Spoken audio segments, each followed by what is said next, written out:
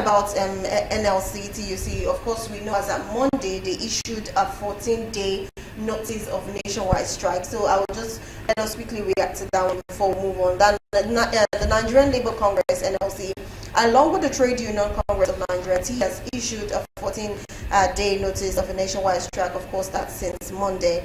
And the warning comes against the backdrop of the federal government's failure to carry out the 16-point agreement between organized labor, that's NLC and TUC, federal government, as at October 2nd, 2023. Now, the labor leaders cite the diligent efforts of organized labor to promote harmony in the workplace. The government appears unaffected by the widespread suffering. And now, 14 days counting, that's today makes it the second day. So, under another 12 days, if the federal government does not respond to them, like you said, it was 20, now. Initially 12,000, now they're only 1 million. 1 million naira. So it's a thing. I don't know what to even say, because somehow a lot of people still believe that NLC and TUC as a workforce are not serious. That's what a lot of people believe, because it's like they're dilly-dallying. They are not straightforward. They don't know what they actually want. But that's not mine to say, because I think they're actually going for a purpose. And let's forget the money or whatever. There's a purpose why what they want to achieve. Yeah. And that is an increment. They want a better pay. They want a better life. I think that's the thing. But the way they're going about it is usually not the best way sometimes. But let me hear from you. What do you think about this strike they're trying to go? Of course, we know it since last year. So somehow I think it's enough for them to say strike. They've been very patient. Yes, they've been very patient. But what's your reaction to the 1 million, of course, question now? I'm going to be very frank and sincere with the NLC and the TUC. In all fairness, I think with actions that preceded before and after the presidential election, certain elements in those unions proved political, and it's difficult for an average Nigerian to take them serious, or even believe that they are fighting for the rights of workers. I'll give you good instances. There were states that had workers-related issue, and the NLC president didn't find reasons to protest. But a day to Imo State election, if you can remember very well, he was at the forefront. That was what led to him being beaten, and he still made sure that the whole nation suffered for it. What Imo State did? Certain things happen, and people begin to lose trust in you. A lot of people lost trust. Yes, a lot of people. Yes. So it's. I can give you more instances, but I want to focus on the issue at hand with them. In all fairness, they need to understand, NLC and TUC need to understand that those in charge of the country's moment were at the forefront of struggles many years ago, and they understand how these things work. A very good instance is how the Minister for Labour and Productivity has not been substituted since he went to the scene. See, all these are political checks. I'm very political minded. I've read a lot of political books, and I understand. Why hasn't the Minister for State been named substantive?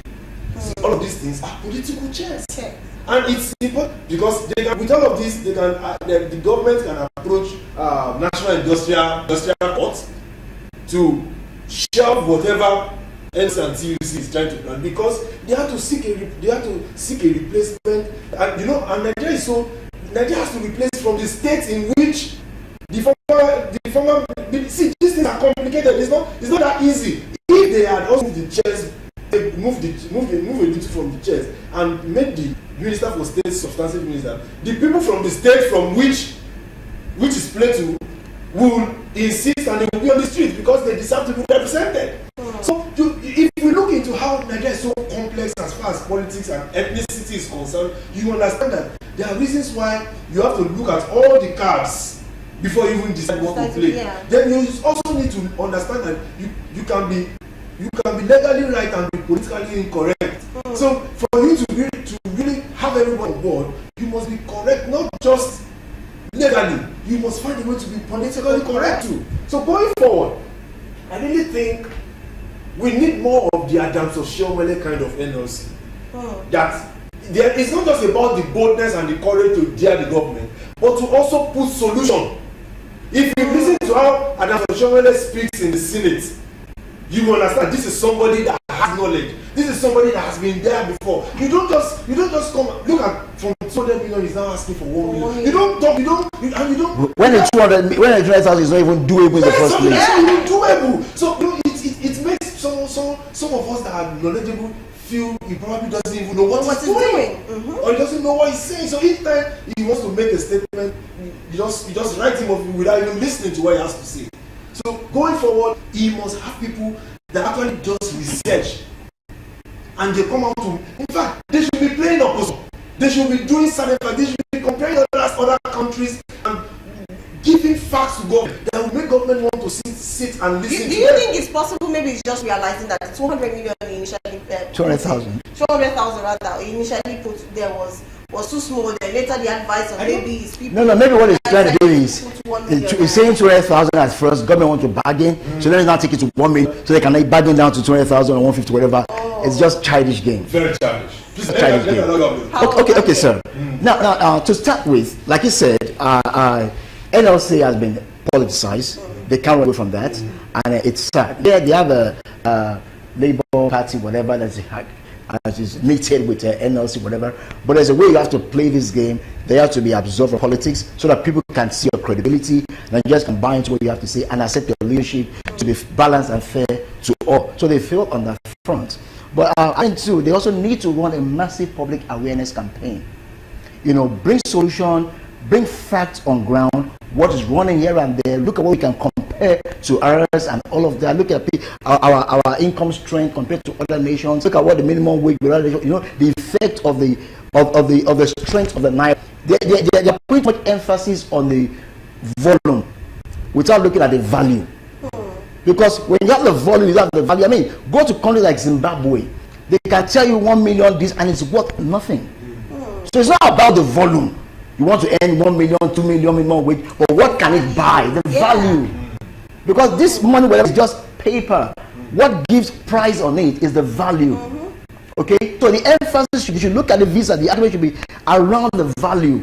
So they should be more concerned with the CBN. Look at the effort of CBN. They strengthen our naira. There should be a campaign of some kind of orientation. Nigerians doing Nigeria to strengthen the naira, and these are the things you should do.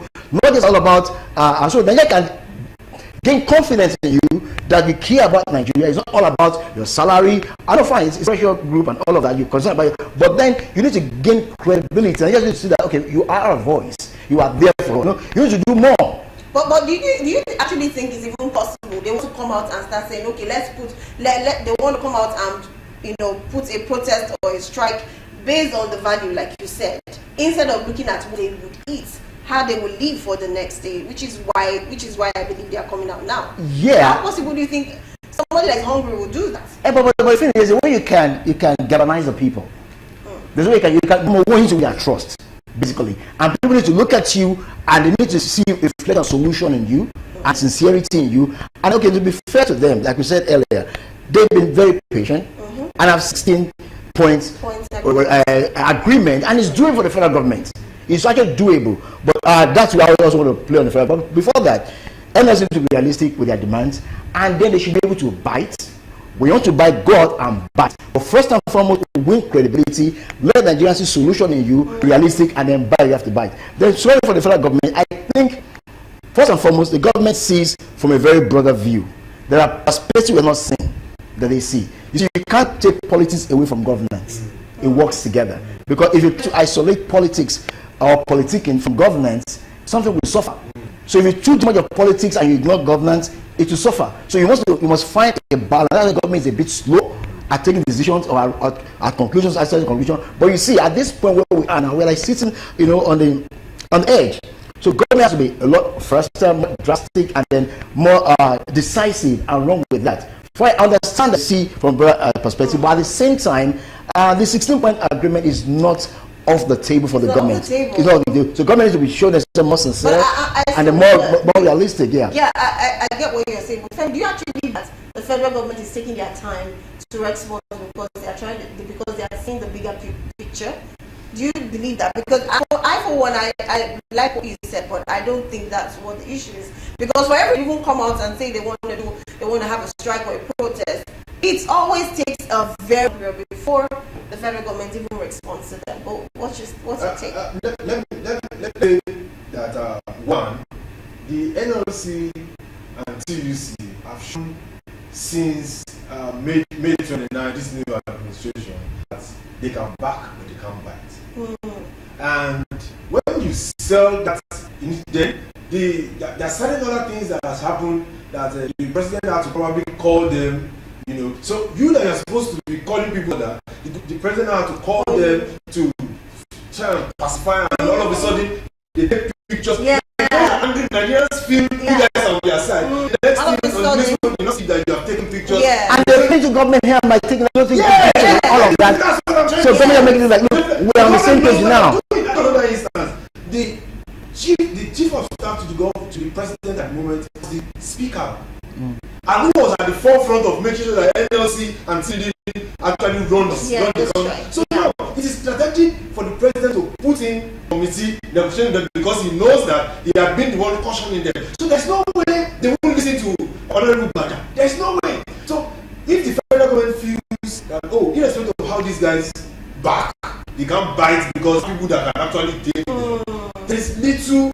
The government would exercise all of the necessary patience. In fact, the absence of a substantive minister of labor is a very genuine excuse because they can we need somebody from the government side to actually lead this discussion so that you guys can see that. But going forward, to add to what my brother said, going forward, I'm of the opinion that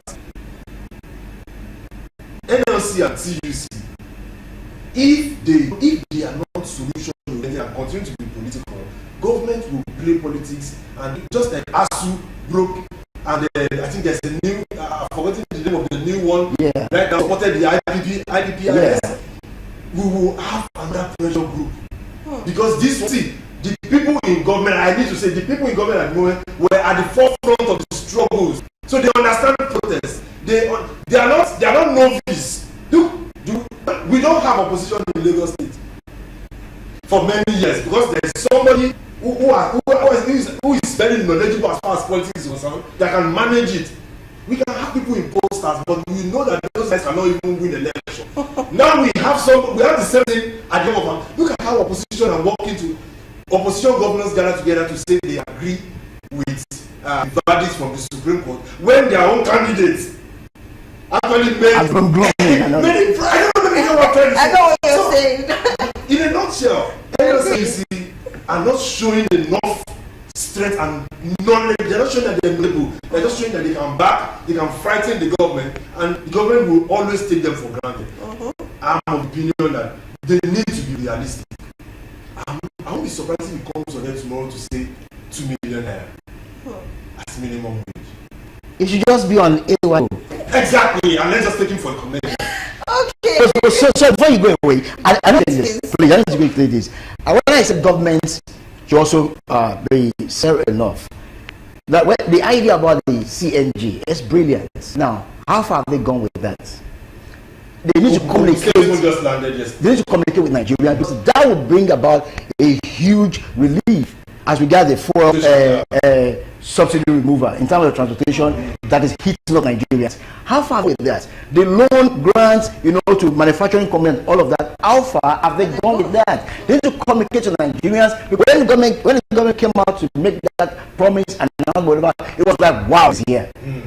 Because the plan was so detailed and the how to be explained and all of it was so brilliant. But now the execution, the implementation, where are lost, and it's as if they've gone back to sit down and just sleeping and snoring. That's not good enough. Okay, so what are the plans? If we carry us along, they should be genuine about it. And then when is it happening? How is it happening? By now, they should have done their findings and all of that. They'll be eligible to be granted these grants and all of that, so that we can know what we're doing. But the moment the pressure is off, government seems to just relax. And now that NLC is back again, then we can't continue that. One of the things I just know is we're just being reactive. We hear loan, we hear funds. it just fizzles away. You don't just see the end point. Even though you don't even. Do you know also during that COVID, some people actually got access to those grants and funds? Yeah, yeah. I know people that actually thought it is national cake and it's free. Now government is removing, CBN is removing money from their accounts, yeah. and they are angry. I know someone that got 3 million Yes. and started a bakery. Okay, once he started a bakery, he got it without knowing somebody up there. Exactly. You know, I know him one-on-one. He got that. Now, many of them didn't even go to pay back until when this America came and go after them. And they start taking out from their account. So I don't want the grants, this business stuff, to look like that. Like until they now want to start getting the money that Nigerians know it was true. True. That's what we want them to communicate. So there has to be transparency, education, exactly, and commitment to the process. The process. Okay, great, amazing. After that, commitment, transparency, and of course, communication is one of the best way to actually, go about whatever budget you have on ground for Nigerians.